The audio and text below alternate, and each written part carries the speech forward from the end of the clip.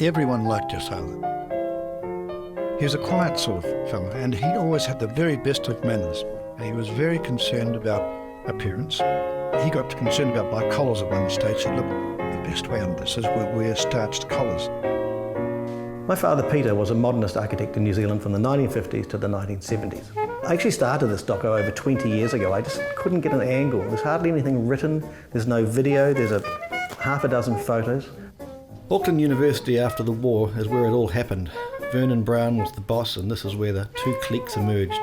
There's an established lineage in architectural history that we all think is gospel. So the modernists are Vernon Brown as father of the group, and then the group splitting up, and that's architectural history in New Zealand in a nutshell, and it leaves out so many people and so many other avenues. So now, what is the legacy of this argument about internationalism and regionalism in New Zealand?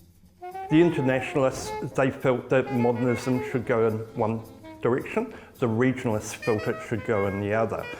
Around this time, something made Dad change his name from Brown to Mark Brown.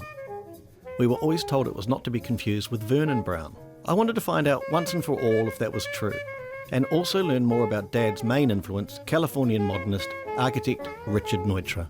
When you glance at those works, do you see an obvious Neutra influence? Yeah, in some more than others. There's something similar about the way they sit in the landscape. Absolutely, yeah. Just as my father adopted some things from Wright, but not others. Your father clearly is in that lineage.